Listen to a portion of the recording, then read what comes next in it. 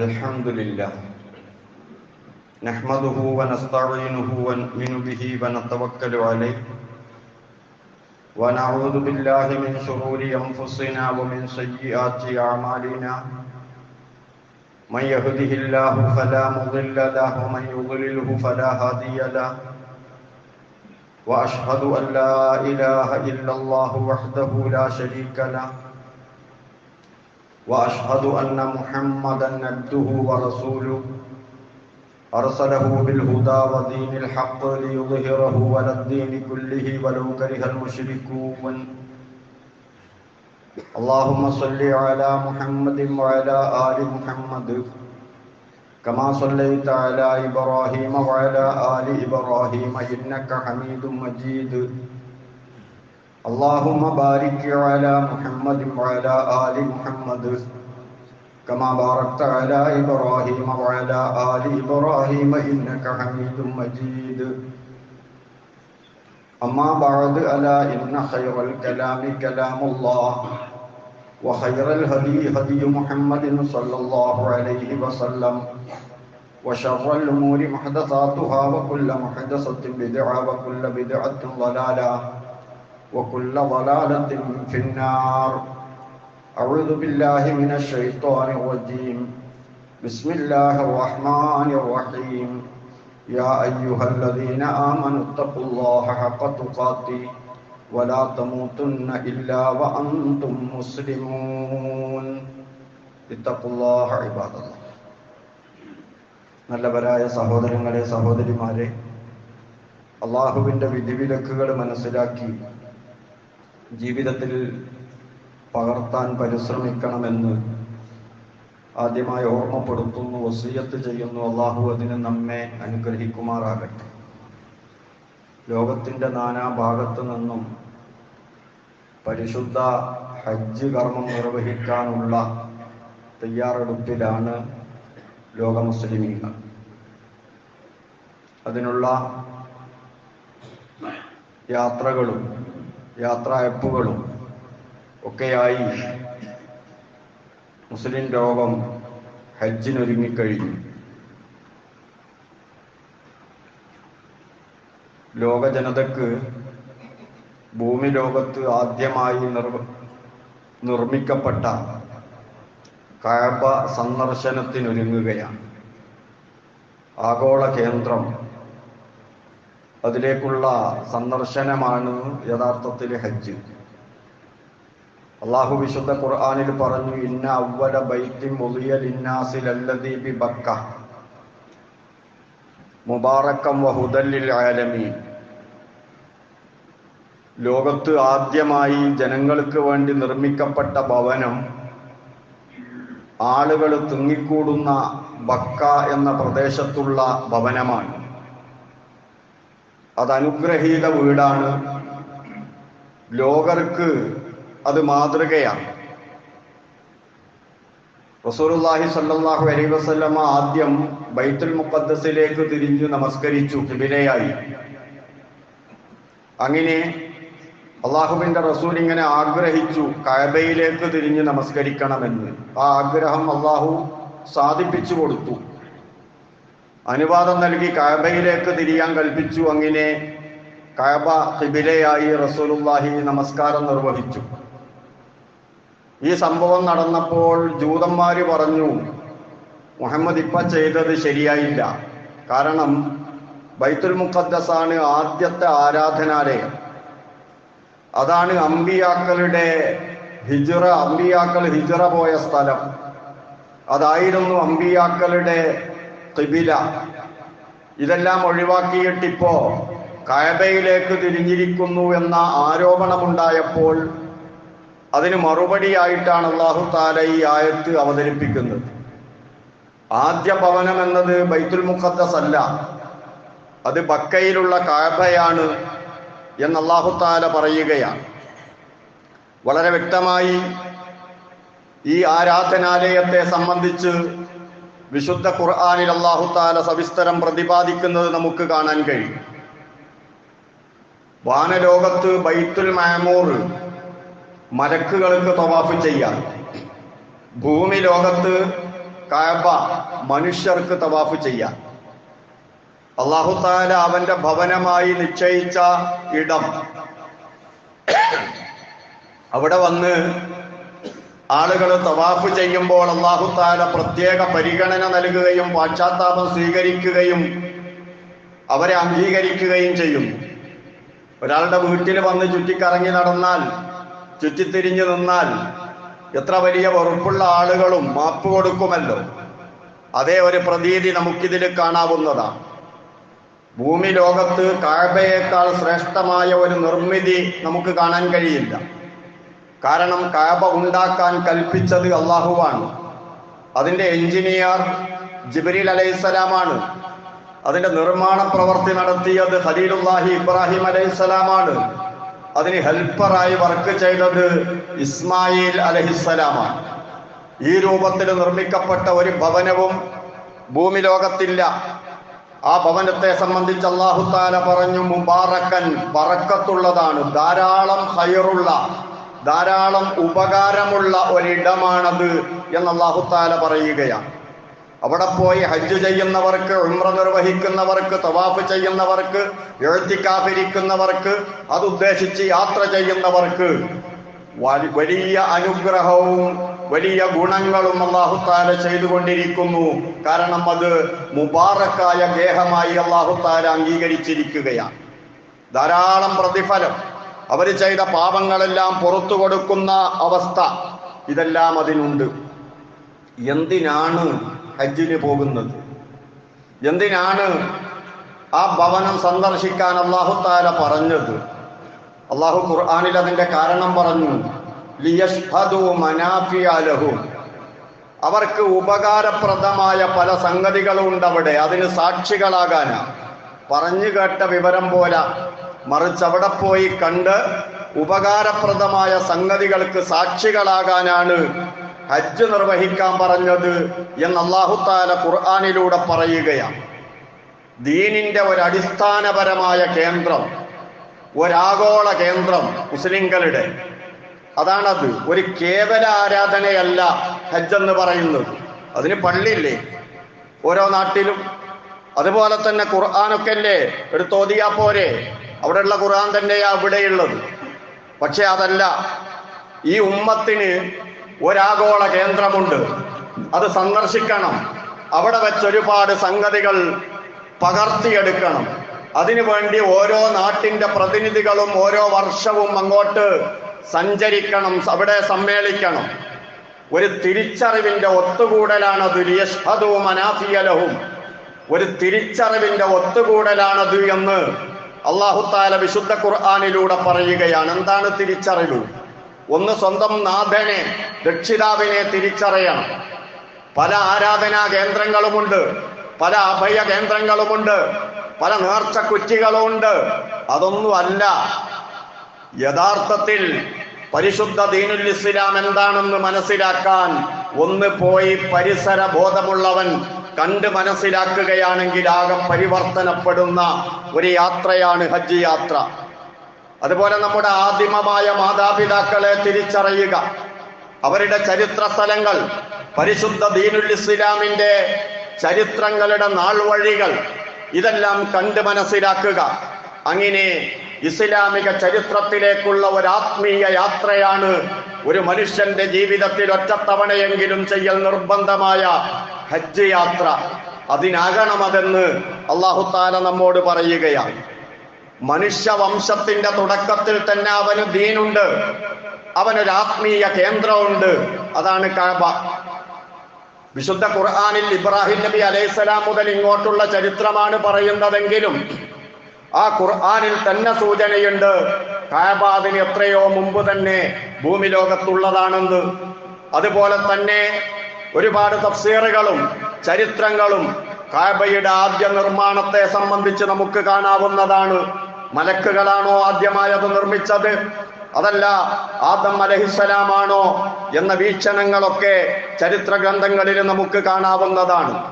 ഏതായാലും നൂഹ് നബി അലൈഹിസ്സലാമിന്റെ കാലത്തുണ്ടായ പ്രളയത്തിൽ കഅബയുടെ അവശിഷ്ടങ്ങൾ പോലും കാണാത്ത രൂപത്തിൽ നാമാവശേഷമായി പോയി, മണ്ണിൽ മൂടിപ്പോയി. ആ സ്ഥലം ജിബ്രീൽ അലൈഹിസ്സലാമാണ് ഖലീലുല്ലാഹി ഇബ്രാഹിം അലൈഹിസ്സലാമിന് കാണിച്ചു കൊടുത്തത്. ഫലസ്തീനിൽ നിന്ന് ഇബ്രാഹിം അലൈഹിസ്സലാമിനെയും ഹാജറിനെയും കൂട്ടി ജിബ്രീൽ അലൈഹിസ്സലാമാണ് മക്കയിലേക്ക് കൊണ്ടുവരുന്നത്. അതല്ലാതെ യാദൃശികമായി എങ്ങോട്ടെങ്കിലും യാത്ര ചെയ്ത് ഒരിടത്ത് അങ്ങ് താമസിപ്പിച്ചു കുടുംബത്തെ, അങ്ങനെയുള്ള ഒരു യാത്രയല്ല.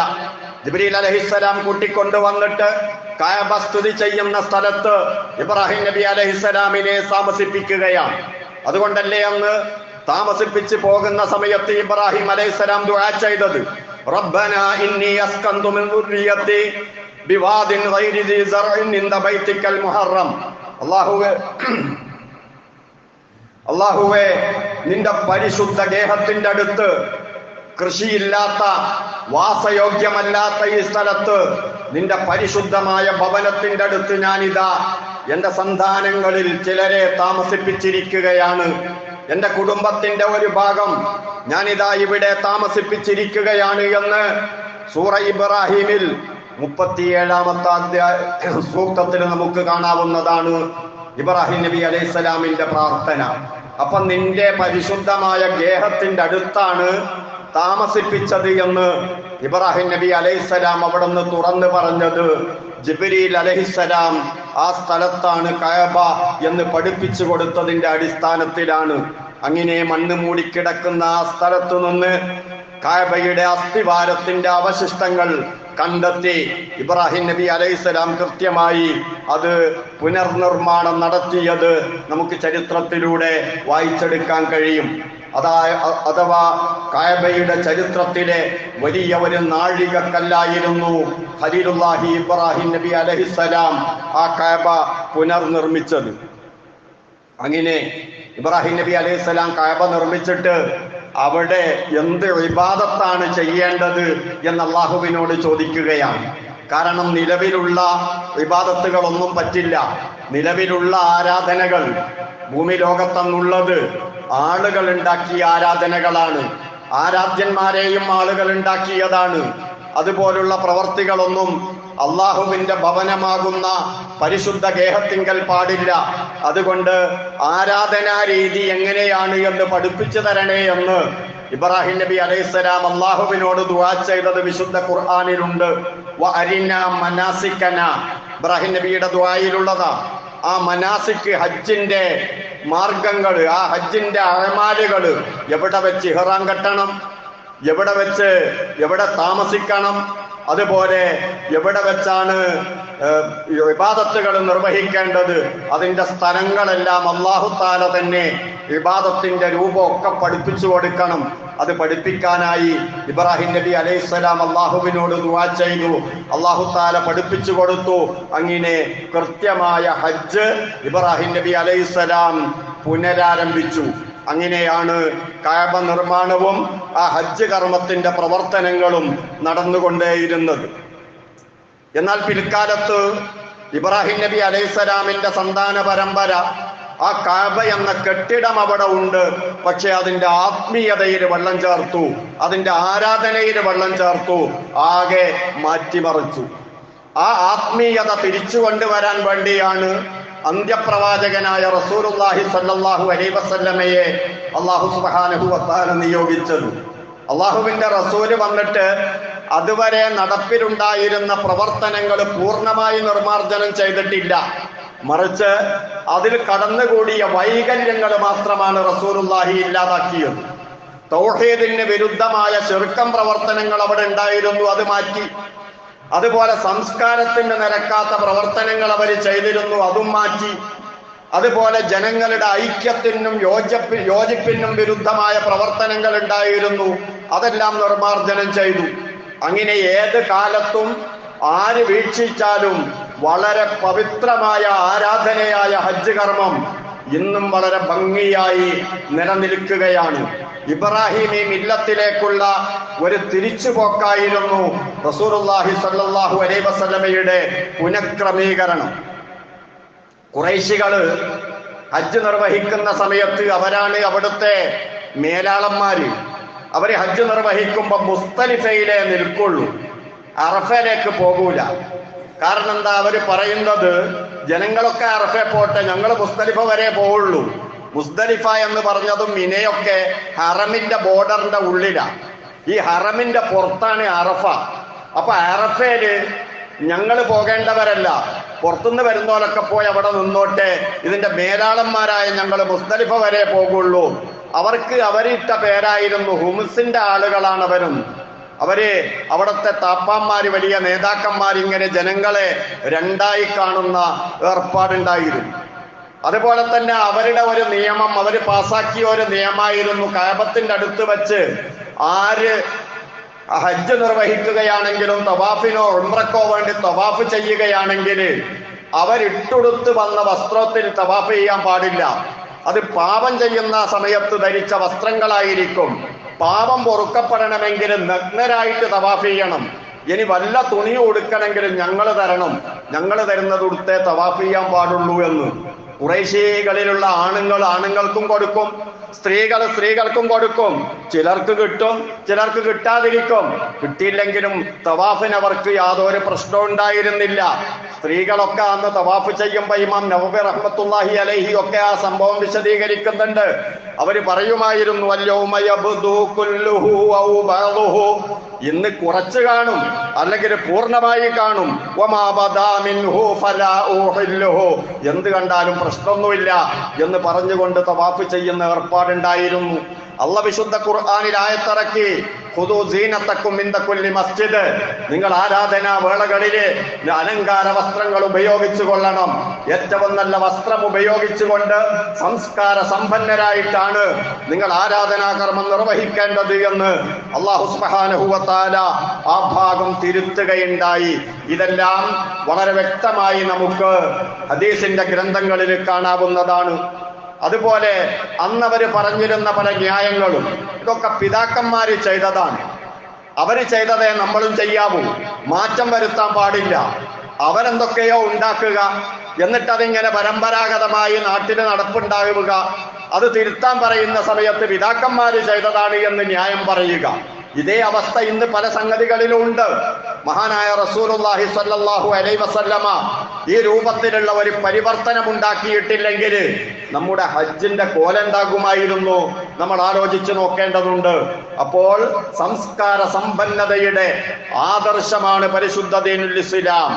മഹാനായ റസൂലുള്ളാഹി സ്വല്ലല്ലാഹു അലൈഹി വസല്ലമ പറഞ്ഞു, ഉടുതുണിയില്ലാതെ പോകുന്ന ഒരവസ്ഥ ഉണ്ട്.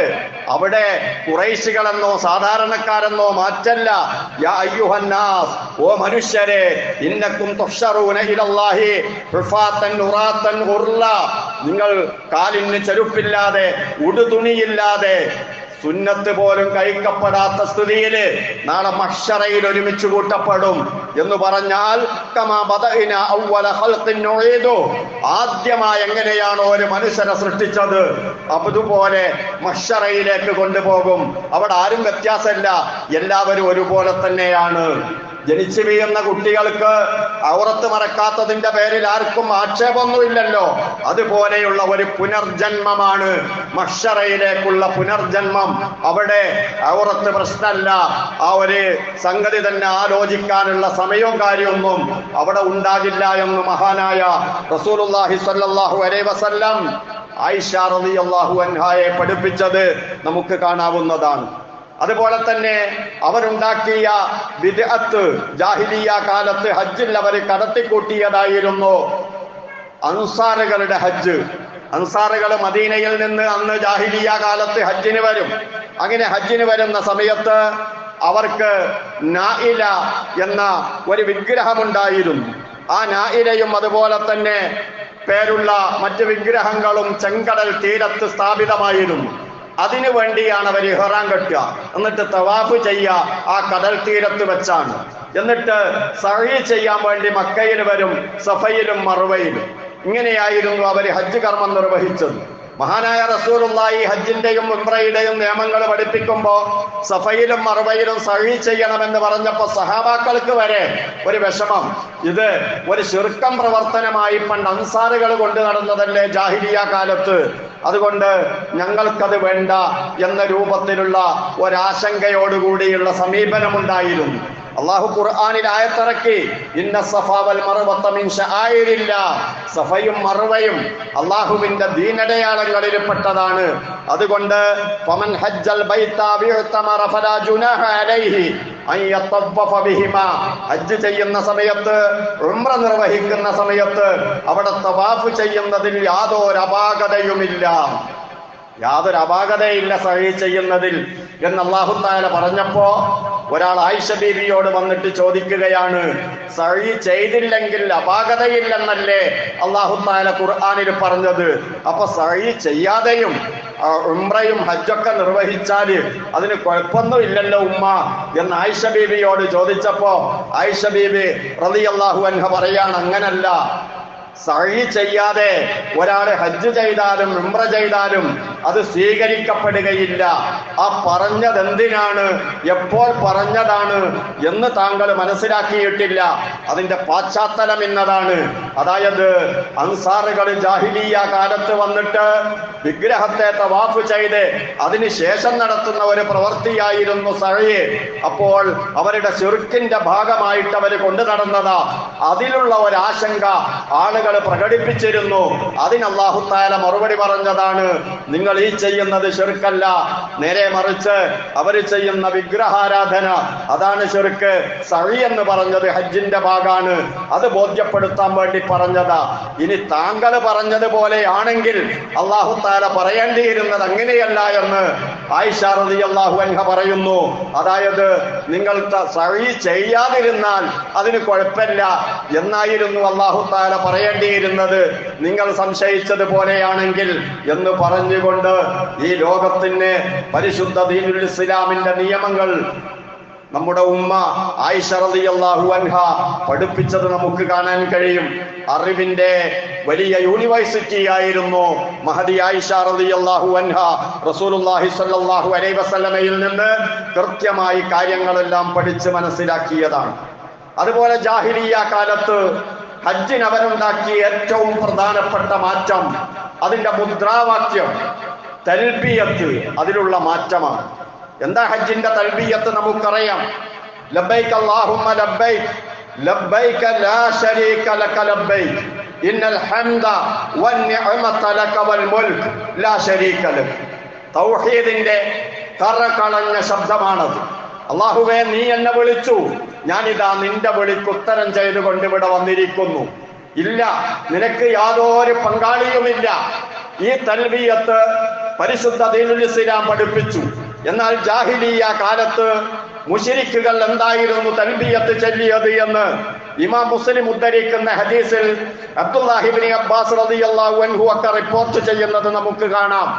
മുശ്രിക്കുകൾ പറയും, ലബ്ബൈക ലാ ശരീക ലക്, അല്ലാഹുവേ, നിന്റെ വിളിക്ക് ഉത്തരം ചെയ്തുകൊണ്ട് ഞങ്ങൾ ഇതാ വന്നിരിക്കുന്നു.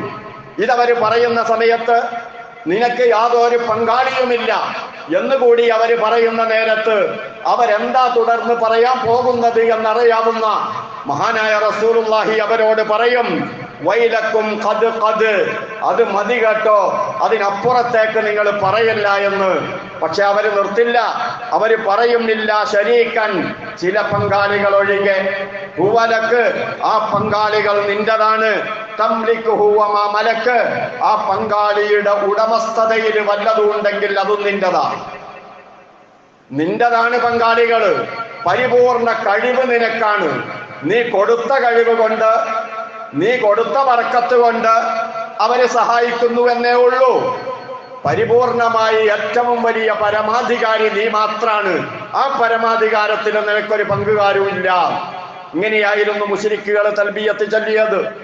ആദ്യമായി പരിശുദ്ധ ദീനുൽ ഇസ്ലാമിലെ നമ്മൾ ഇന്ന് ചൊല്ലുന്ന തൽബിയത്ത് കഅബയുടെ പരിസരത്ത് വെച്ച് ഉംറ നിർവഹിക്കുന്ന സമയത്ത് പരസ്യമായി ചൊല്ലിയത് സുമാമ റളിയല്ലാഹു തആല അൻഹുവാണ്. യമാമയിലെ ഭരണാധികാരി, അവിടുത്തെ നേതാവായിരുന്നു സുമാമ. ആ സുമാമയെ ഒരു തടവ് പുള്ളിയായി മദീനത്ത് പിടിക്കപ്പെട്ടതാണ്. അങ്ങനെ അന്ന് അദ്ദേഹം മുശ്രിക്കായിരുന്നു. മദീനത്തെ പള്ളിയിൽ തൂണിലാണ് അദ്ദേഹത്തെ ബന്ധനസ്ഥനാക്കിയത്. അന്നത്തെ ബന്ദികളോട് ഏറ്റവും നല്ല രീതിയിലായിരുന്നു മഹാനായ റസൂലുള്ളാഹി സ്വല്ലല്ലാഹു അലൈഹി വസല്ലമ പെരുമാറിയത്. എന്തിനാണ് സുമാമയെ പള്ളിയിൽ കൊണ്ടുവന്നത്? മുസ്ലിങ്ങളെ സംബന്ധിച്ച് തെറ്റിദ്ധാരണയാണ്. എന്താ പള്ളിയിൽ നടക്കുന്നത് എന്നറിയില്ല. അവരുടെ ദുർവ്യാഖ്യാനങ്ങളും കേട്ടുകേൾവികളുമാണ്. എന്താണ് ഇവിടെ നടക്കുന്നത് എന്ന് ഈ യമാമയുടെ നേതാവായ വ്യക്തി നേരിൽ കണ്ട് മനസ്സിലാക്കാനുള്ള ഒരു അവസരം ഉണ്ടാക്കി കൊടുത്തതായിരുന്നു. മഹാനായ റസൂലുള്ളാഹി സ്വല്ലല്ലാഹു അലൈഹി വസല്ലമ സുമാമയുടെ അടുത്ത് പോയിട്ട്, ബന്ധനസ്ഥനായ സുമാമയുടെ അടുത്ത് പോയിട്ട് വിശേഷം ചോദിച്ചു. അപ്പോ സുമാമ പറയാറുണ്ട്, സുമാമ റസൂലിനോട് പറയുകയാണ്, മുഹമ്മദേ, താങ്കൾ എന്നെ കൊല്ലുകയാണെങ്കിൽ, ഇവിടെ വെച്ച് എന്നെ കൊല്ലുകയാണെങ്കിൽ താങ്കളോട് തീർച്ചയായും പ്രതികാരം ചോദിക്കാനുള്ള പ്രജകൾ എന്റെ പിന്നിലുണ്ട്. ഇനി താങ്കൾക്ക് വേണ്ടത് ധനമാണെങ്കിൽ താങ്കൾ ഉദ്ദേശിക്കുന്ന അത്ര ധനം തന്ന് എന്നെ മോചിപ്പിക്കാനുള്ള സാമ്പത്തിക ഭദ്രത എനിക്കുണ്ട്. ഇനി അതല്ല, നിരുപാധികം എന്നെ വിട്ടയക്കുകയാണെങ്കിൽ ഏറ്റവും നന്ദിയുള്ളവനായി താങ്കൾക്ക് എന്നെ കാണാൻ കഴിയും എന്നൊക്കെ ആവർത്തിച്ച് അദ്ദേഹം പറയാറുണ്ടായിരുന്നു. റസൂലുള്ളാഹി സ്വല്ലല്ലാഹു അലൈഹി വസല്ലമ 2-3 ദിവസം ഇതേ ചോദ്യവും മറുപടിയും ആവർത്തിച്ചപ്പോ സഹാബാക്കളോട് പറഞ്ഞു, നിങ്ങൾ സുമാമയെ വിട്ടയക്കുക, അദ്ദേഹം പോന്നേല പോട്ടെ. അങ്ങനെ ആ തടവ് പുള്ളിയെ നിരുപാധികം മോചിപ്പിച്ചു. അദ്ദേഹം മദീനത്ത് തൊട്ടടുത്തുള്ള ഒരു ജലാശയത്തിൽ പോയി നല്ലോണം കുളിച്ച് വൃത്തിയായി പുതുവസ്ത്രങ്ങളൊക്കെ അണിഞ്ഞ് റസൂലുള്ളാഹിയുടെ അടുത്ത് വന്നിട്ട് ഷഹാദത്ത് കലിമ ചൊല്ലുകയാണ്. എന്നിട്ട് അദ്ദേഹം പറയുന്നു, ഈ ഭൂമി ലോകത്ത് എനിക്ക് ഏറ്റവും വെറുപ്പുള്ള മുഖം താങ്കളുടേതായിരുന്നു. അതിന്നെനിക്ക് ഏറ്റവും ഇഷ്ടമുള്ള മുഖമാണ്. ഈ ഭൂമുഖത്ത് ഏറ്റവും ഞാൻ വെറുക്കുന്ന ആദർശം താങ്കളുടെ ആദർശമായിരുന്നു. അതാണ് എനിക്ക് ഏറ്റവും ഇഷ്ടമുള്ള ആദർശം. താങ്കളുടെ നാടായിരുന്നു ഞാൻ ഏറ്റവും വെറുക്കുന്ന നാട്. പക്ഷേ അതാണിന്ന് എനിക്ക് ഏറ്റവും ഇഷ്ടമുള്ള നാട് എന്ന് മദീനയിൽ വെച്ച് മഹാനായ റസൂലുള്ളാഹിയോട് പറഞ്ഞിട്ട് ചോദിക്കുകയാണ് സുമാമ, ഞാൻ ഉംറയ്ക്ക് പോവുകയാ. അദ്ദേഹം മുശ്രിക്കായ സമയത്ത് ഉംറയ്ക്ക് ഇഹ്റാം കെട്ടിയതാ. അന്നേ ഉംറയുണ്ടല്ലോ. ഞാൻ എങ്ങനെയാണ് ഉംറ നിർവഹിക്കേണ്ടത്? ഞാനിപ്പോൾ തൗഹീദിലേക്ക് വന്നിരിക്കുന്നു. ആ ഉംറ പൂർത്തിയാക്കേണ്ടതുണ്ടോ? റസൂല് പറഞ്ഞു, അതേ, പൂർത്തിയാക്കാം. താങ്കൾക്ക് ഉംറയ്ക്ക് പോകാം. പക്ഷേ ചെറിയ മാറ്റങ്ങളുണ്ട്. തൽബിയത്ത് പഠിപ്പിച്ചു കൊടുത്തു. ലബ്ബൈക അല്ലാഹുമ്മ ലബ്ബൈക ലബ്ബൈക ലാ ശരീക ലക ലബ്ബൈക ഇന്നൽ ഹംദ വന്നിഅമത ലക വൽ മുൽക് ലാ ശരീക ലക. അവിടെ ഇല്ലാ ശരീക്കൻ എന്ന ആഡ് ചെയ്ത ഇബ്രാഹിമിന് പരിചയമില്ലാത്ത അള്ളാഹു അല്ലാത്തവരെ കൂടി ആരാധിക്കാൻ വേണ്ടിയിട്ട് കൂട്ടിച്ചേർത്ത ആ ഭാഗങ്ങൾ പാടില്ല എന്ന് റസൂലുള്ളാഹി സ്വല്ലല്ലാഹു അലൈഹി വസല്ലമ പഠിപ്പിച്ചു കൊടുത്തു. അങ്ങനെ സുമാമ മക്കയിൽ ചെന്നു. അവിടെ തവാഫ് ചെയ്യുമ്പോൾ പുതിയ തൽബിയത്ത് കേട്ടപ്പോ അമ്പരന്നു ഖുറൈശികള്. അവര് വട്ടം കൂടി നോക്കുമ്പോ അവരുടെ നാട്ടിലേക്ക്, മക്കയിലേക്ക് ഭക്ഷ്യവസ്തുക്കൾ കയറ്റുമതി ചെയ്യുന്ന യമാമയിലെ നേതാവാണ് ഈ തൽബിയത്ത് ചൊല്ലിക്കൊണ്ടിരിക്കുന്നത്. എതിർക്കാൻ നിവൃത്തിയില്ല, എതിർക്കാതിരിക്കാനും പറ്റില്ല. അതുകൊണ്ട് അവര് കുട്ടികളെ വിട്ട് സുമാമയെ കൈകാര്യം ചെയ്തു. സുമാമ അവിടെ വെച്ച് പ്രഖ്യാപിച്ചു, ഞാൻ യമാമയിൽ പോയാൽ ആദ്യമായി നിങ്ങൾക്കെതിരെ ഉപരോധം ഏർപ്പെടുത്തുന്നവൻ ഞാനായിരിക്കും. നിങ്ങൾക്ക് 1 മണി ഗോതമ്പ് കിട്ടണമെങ്കിൽ മുഹമ്മദ് നബി സല്ലല്ലാഹു അലൈഹി വസല്ലമ പറയണം, എങ്കിലേ ഞാൻ ഗോതമ്പ് അയക്കൂ എന്ന് സുമാമ ആ കഅബത്തിന്റെ അടുത്ത് വെച്ച് പ്രഖ്യാപിക്കുകയും യമാമയിലേക്ക് തിരിച്ചു പോയതിന് ശേഷം ആ പ്രഖ്യാപനം നടപ്പിൽ വരുത്തുകയും ചെയ്തു. മക്കക്കാര് പട്ടിണി കിടന്നു, അവര് ദാരിദ്ര്യത്തിലായി. മഹാനായ റസൂലുള്ളാഹി സ്വല്ലല്ലാഹു അലൈഹി വസല്ലമയെയും സഹാബാക്കളെയും ശഅബ് അബീ താലിബിൽ കടത്തി പട്ടിണിക്കിട്ട അവർ ഗോതമ്പില്ലാതെ ഞെരുങ്ങി പട്ടിണി കിടന്നപ്പോ റസൂലുള്ളാഹി സ്വല്ലല്ലാഹു അലൈഹി വസല്ലമക്ക് ഖുറൈശികളുടെ ഒരു കത്ത് മദീനത്തേക്ക്, മുഹമ്മദേ, താങ്കൾ ഈ കുടുംബം ചേർക്കണമെന്ന് പറയുന്ന ആളാണല്ലോ, ഞങ്ങൾ പ്രയാസപ്പെടുകയാ, കുട്ടികൾ കരയുകയാ, വിശക്കുകയാ, ഇവിടെ പ്രയാസമുണ്ട്. അതുകൊണ്ട് ആ സുമാമയോട് ഗോതമ്പ് കൊടുത്തയക്കാൻ പറയണം. അതുവരെ റസൂലുള്ളാഹി സ്വല്ലല്ലാഹു അലൈഹി വസല്ലമക്ക് നേരെയുള്ള ആരോപണം എന്താ? കുടുംബം മുറിക്കുന്ന ആളായിരുന്നു എന്നാ മക്കത്തെന്ന് പറഞ്ഞത്. പക്ഷെ പട്ടിണി കിടന്നപ്പോ ആ പരസ്യ പ്രസ്താവന അവരെ പിൻവലിക്കുകയും യഥാർത്ഥത്തിലേക്ക് മടങ്ങുകയും ചെയ്യുന്നു. കുടുംബ സ്നേഹമുള്ള ആളാണല്ലോ താങ്കൾ എന്ന് പറഞ്ഞുകൊണ്ട് അവര് കത്തെഴുതി. അള്ളാന്റെ റസൂല് സുമാമക്ക് കത്തെഴുതി, സുമാമ, ആരെയും ഈ രൂപത്തിൽ ഉപരോധിക്കാൻ പാടില്ല, ഭക്ഷ്യവസ്തുക്കൾ തടഞ്ഞു വെക്കാൻ പാടില്ല. അത് നമ്മുടെ നയമല്ല. അതുകൊണ്ട് മക്കയിലേക്ക് ഭക്ഷണം കൊടുത്തയക്കണമെന്ന കാരുണ്യത്തിന്റെ പ്രവാചകന്റെ പ്രഖ്യാപനം സുമാമ അംഗീകരിച്ചതിന്റെ ശേഷം യമാമയിൽ നിന്ന് മക്കയിലേക്ക് ഗോതമ്പ് കൊടുത്തയച്ചത്. പറഞ്ഞു വന്നത്, അന്നാണ് ആദ്യമായി കഅബയുടെ പരിസരത്ത് വെച്ച് ഈ ഉമ്മത്തില് പരസ്യമായി തൽബിയത്ത് മുഴങ്ങിക്കേട്ടത്, തൗഹീദിന്റെ തൽബിയത്ത് മുഴങ്ങിക്കേട്ടത്. അപ്പോൾ അതിന്റെ എല്ലാം ഓർമ്മ പുതുക്കിക്കൊണ്ട് തൗഹീദിന്റെ കറകളഞ്ഞ തൗഹീദിന്റെ ആവർത്തനമായി ഓരോ ഹാജിമാരും ഓരോ ഉംറക്കാരും അള്ളാഹുവിന്റെ ദേങ്ങായി, അള്ളാഹുവിന്റെ അതിഥികളായി കഅബയിലേക്ക് നീങ്ങിക്കൊണ്ടിരിക്കുകയാണ്. ഈ വർഷത്തെ ഹജ്ജും സമാധാനപൂർവമായി നിർവഹിക്കാൻ അല്ലാഹു തആല തൗഫീഖ് നൽകുമാറാകട്ടെ. അഖൂലു ഖൗലി ഹാദാ വഅസ്തഗ്ഫിറുല്ലാഹൽ അളീമ ലി വലക്കും വഅസ്തഗ്ഫിഹി അന്നി വഅൻകും വഅൻ ജമീഇൽ മുസ്ലിമീന വൽ മുഅ്മിനീന അജ്മഈന ഫസ്തഗ്ഫിറൂ ഇന്നഹു ഹുവൽ ഗഫൂറുർ റഹീം.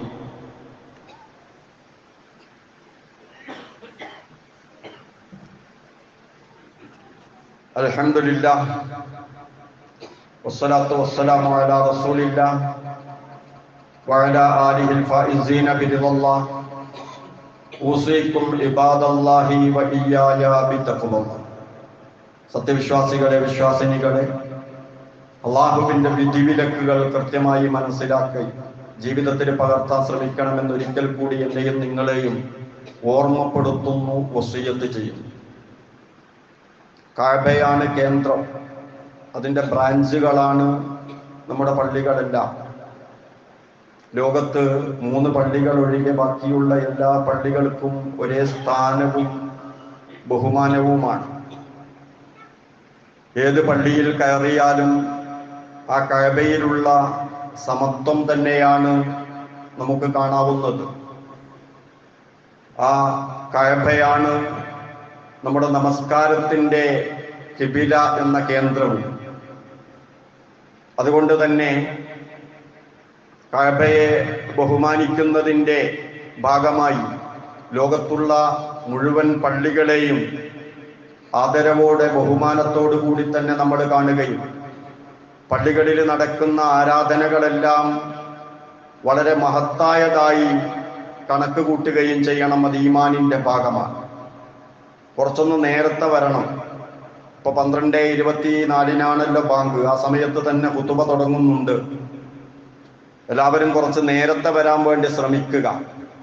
പള്ളിയിൽ വന്നിരുന്ന് അൽക്കഹഫ് ഓതുന്ന പരിപാടിയൊക്കെ അല്ലേ, അതൊന്നും കളഞ്ഞു കുളിക്കരുത്. അതുപോലെ ഹജ്ജിന് പോകാനുള്ള പ്രാർത്ഥനയും തയ്യാറെടുപ്പും നമ്മുടെ ഭാഗത്തു നിന്നുണ്ടാകണം. അൽഹംദുലില്ലാഹ്, നമ്മുടെ മഹല്ലിൽ നിന്നും ഈ വർഷം നമ്മുടെ പ്രതിനിധികളായി അങ്ങോട്ട് ആളുകൾ പോകുന്നുണ്ട്. ഇതെല്ലാം നമുക്ക് കാലാകാലം തുടർന്ന് കൊണ്ടുപോകാൻ കഴിയണം. അതുപോലെ ഹജ്ജിന് പോകുന്ന ഉദ്ദേശമുള്ള ആളുകൾ അതിൻ്റെ സമ്പത്ത് വളരെ ഹലാലായ സമ്പത്താക്കിയെടുക്കാൻ പരിശ്രമിക്കുകയും ഒരു വലിയ ഭീമമായ സംഖ്യ വേണമല്ലോ, അതിൻ്റെ സക്കാത്തുകളൊക്കെ കൊടുത്ത് പൂർത്തിയായതാണ് എന്ന് ബോധ്യപ്പെടുത്തുകയൊക്കെ വേണം. വിശുദ്ധ ഖുർആനിൽ 10-27 തവണ ആവർത്തിച്ച് അല്ലാഹു തആല പറഞ്ഞ ഒരു കേന്ദ്രമാണ് നമ്മുടെ മക്ക. സൂറത്തുൽ ബലദ് എന്ന ഒരു സൂറ തന്നെ ഉണ്ടല്ലോ.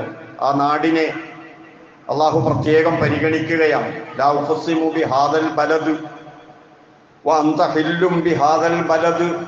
ഈ നാടിനെ കൊണ്ട് ഞാൻ സത്യം ചെയ്യുന്നു, നീ ഈ നാട്ടുകാരനാണ് എന്നതുകൊണ്ട് ഞാൻ സത്യം ചെയ്ത് പറയുന്നു എന്ന് റസൂലുള്ളാഹി സ്വല്ലല്ലാഹു അലൈഹി വസല്ലമയെ സംബന്ധിച്ച് അല്ലാഹു തആല പറഞ്ഞത് കാണാം.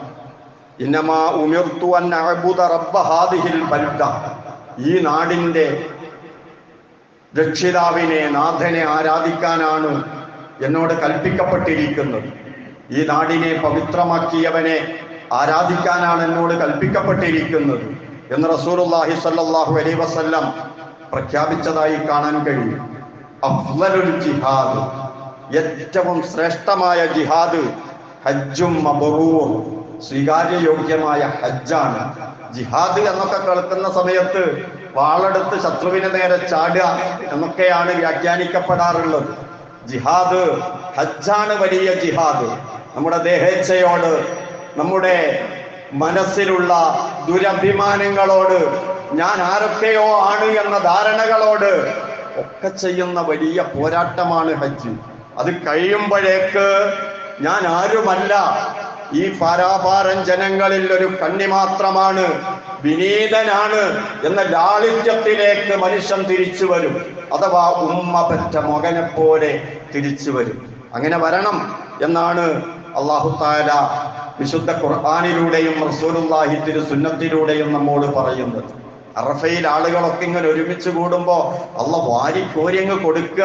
എന്നിട്ട് അള്ള പറയുന്നുണ്ട് മലക്കുകളോട്, മാ അറാദ ഹൗല, ഇവർക്കെന്താ വേണ്ടത്, ഇവർക്കെന്താ വേണ്ടത്, എന്ത് വേണമെങ്കിലും ഞാൻ കൊടുക്കാം. അപ്പോൾ നമ്മുടെ ജീവിതത്തിൽ എന്തൊക്കെയോ ചെയ്തു കൂട്ടിപ്പോയി, ഇതെല്ലാം അള്ളാഹുവിനോട് ഏറ്റു പറയാൻ ആഗോള കേന്ദ്രത്തിലേക്കുള്ള ഒരു യാത്ര, ആത്മീയമായി എല്ലാവരും ഒറ്റക്കെട്ടായി അതിങ്ങനെ നിരീക്ഷിച്ചു കൊണ്ടിരിക്കുകയാണ്, അതിനോട് കൂറ് പുലർത്തിക്കൊണ്ടിരിക്കുകയാണ്. പോകുന്നവരോട് എനിക്കും ദുആ ചെയ്യണേ എന്ന് വസിയത്ത് ചെയ്യുന്നു. അങ്ങനെ ലോക മുസ്ലിമീങ്ങൾ എല്ലാവരും ഒറ്റക്കെട്ടായി നിർവഹിക്കുന്ന ഹജ്ജിലേക്ക് നമ്മുടെ ദിവസങ്ങൾ എടുത്തുകൊണ്ടിരിക്കുകയാണ്. അള്ളാഹു നമ്മുടെ ഹാജിമാർക്കെല്ലാം മഖബൂലും മബ്റൂറുമായ ഹജ്ജും ഉംറയും നിർവഹിക്കാൻ തൗഫീഖ് നൽകുമാറാകട്ടെ. അള്ളാഹുവേ, ആ പുണ്യഗേഹം കാണാത്തവരുണ്ട്. അള്ളാഹുവേ, നിന്റെ മഹത്തായ അനുഗ്രഹം കൊണ്ട് അവിടെ പോയത് കണ്ട് കൺകുളിർക്കെ കണ്ടുകൊണ്ട് ഹജ്ജും ഉംറയും നിർവഹിക്കാൻ തൗഫീഖ് നൽകണേ റഹ്മാനെ. അള്ളാഹുവേ, അതിന് നീ ഞങ്ങളെ തെരഞ്ഞെടുക്കണേ റഹ്മാനെ. കണ്ടവർക്ക് വീണ്ടും കാണാൻ ആഫിയത്ത് നൽകണേ റഹ്മാനെ, അതിനുള്ള മനസ്സ് നൽകണേ റഹ്മാനെ, സാമ്പത്തിക സൗകര്യങ്ങൾ നൽകണേ റഹ്മാനെ, എല്ലാവിധത്തിലും അത് എളുപ്പമാക്കി തരണേ റഹ്മാനെ. അള്ളാഹുവേ, ഞങ്ങളുടെ പാപങ്ങളെല്ലാം പൊറുത്തു തരണേ റഹ്മാനെ, ഞങ്ങളുടെ എല്ലാ കടങ്ങളും വീട്ടിത്തരണേ റഹ്മാനെ. ആരുമായും യാതൊരുവിധ ബാധ്യതയുമില്ലാതെ മരിച്ചു പോകുന്ന സജ്ജനങ്ങളുടെ കൂട്ടത്തിൽ ഉൾപ്പെടുത്തി അനുഗ്രഹിക്കണേ റഹ്മാനെ. اللهم اغفر للمؤمنين والمؤمنات والمسلمين والمسلمات الأحياء منهم والأموات. ربنا آتنا في الدنيا حسنة وفي الآخرة حسنة وقنا عذاب النار. ربنا تقبل منا إنك أنت السميع العليم وتب علينا إنك أنت التواب الرحيم. آمين برحمتك يا أرحم الراحمين.